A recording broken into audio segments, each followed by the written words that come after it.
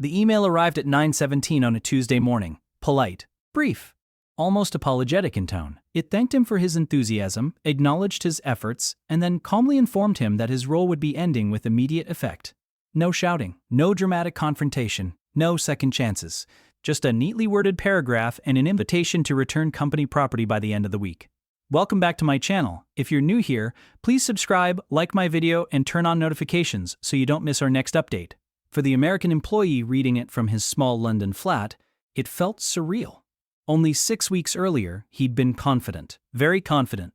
He'd told friends back home that landing a job in the UK was easy, that British companies were desperate for talent, and that his experience back in the States would speak for itself. Now he was staring at a dismissal notice, wondering how everything had unraveled so quickly, and why nobody had warned him this could happen. But for British viewers watching this story unfold, the shock isn't really the dismissal. The shock is how shocked he was, because this scenario has been playing out quietly across the UK for years. Americans arriving with impressive confidence, generous self-descriptions, and a belief that enthusiasm alone can compensate for thin qualifications. And then, just weeks or months later, being let go with the same understated efficiency that characterizes so much of British working life. To understand why this happens, you have to understand that the UK workplace operates on a very different wavelength. And it starts with something deceptively simple. Understatement. In Britain, saying you are experienced usually means you can actually do the job, not that you watched someone else do it once, not that you did something vaguely related 5 years ago, not that you're confident you could figure it out. It means you've done it properly, repeatedly, and preferably without needing to announce it. Many American workers arrive with CVs that read like sales pitches. Words like dynamic, innovative, disruptive, visionary. Titles that sound senior but are strangely difficult to define. Roles inflated, responsibilities stretched, achievements generously interpreted. In the US, this is often expected. In the UK, it raises eyebrows almost immediately. British managers rarely challenge this directly at first. They listen, they nod, they make tea, and then they watch. And that's where the trouble begins. Because UK employers, particularly during probation periods, are not interested in potential. They are interested in delivery. The job either gets done to the expected standard or it doesn't. Confidence is not a substitute for competence. Charm does not outweigh capability. And explaining why something didn't get done properly is often worse than saying nothing at all. Probation periods in the UK are not ceremonial. They are not a gentle settling-in phase where mistakes are endlessly forgiven. They are a test, a quiet one, a polite one, but a test nonetheless. And many Americans simply don't realize they're sitting an exam. One common misunderstanding lies in communication style. American workplaces often reward visibility, speaking up, volunteering ideas, selling yourself constantly. In British offices, this can come across as noise. Meetings are not auditions. Talking too much, especially without substance, can quickly erode credibility. There is also the matter of qualifications. The UK places a surprisingly high value on formal credentials and demonstrable training, especially in regulated or technical roles. Saying you learned on the job or that you're self-taught is not automatically impressive. In some cases, it's a red flag. British employers tend to assume that if you claim a skill, you already possess it fully. They do not expect to train you from scratch unless that was explicitly agreed. When that assumption proves incorrect, patience evaporates very quickly. Then there's the hierarchy.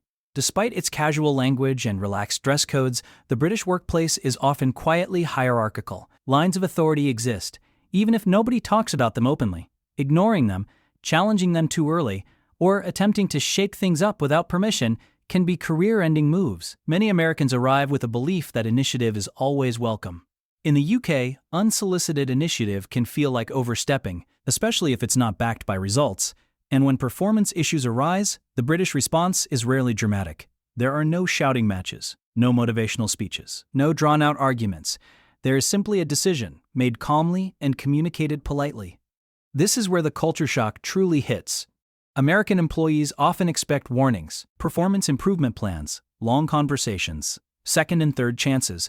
When those don't materialize, the dismissal feels sudden, even cruel. In reality, the signs were there all along. They were just subtle. A manager stops assigning important tasks. Feedback becomes shorter. Meetings feel cooler. Praise disappears. To British colleagues, this is unmistakable. To outsiders, it's invisible. And then one day, it's over.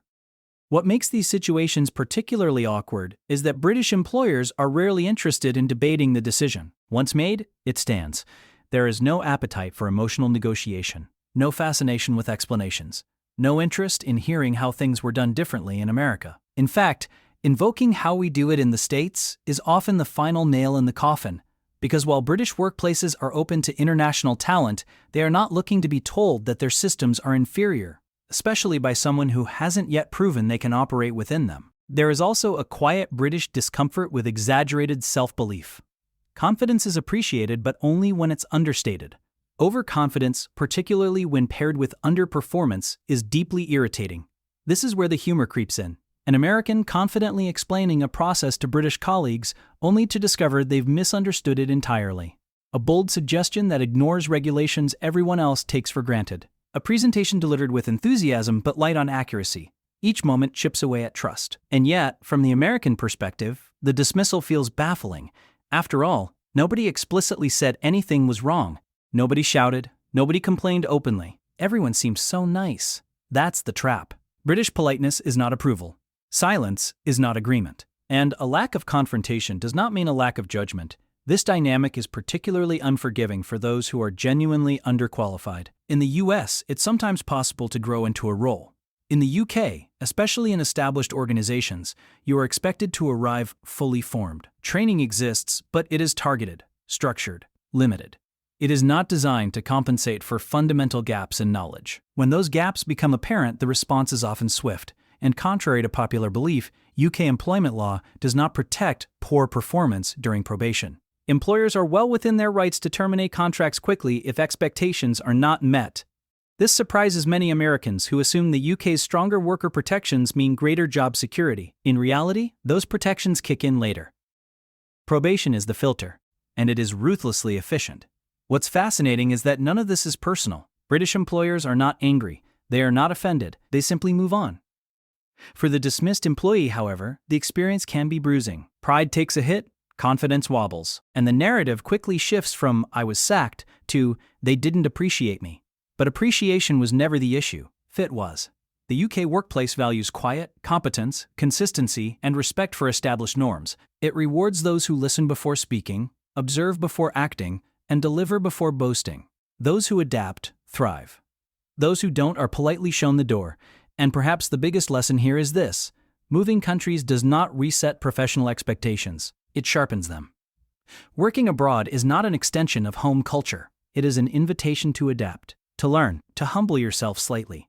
For Americans willing to do that, the UK can be a rewarding place to work. For those who assume confidence alone will carry them, the shock of being sacked arrives swiftly, quietly, and without much fuss at all. Just a short email, polite, professional, and final.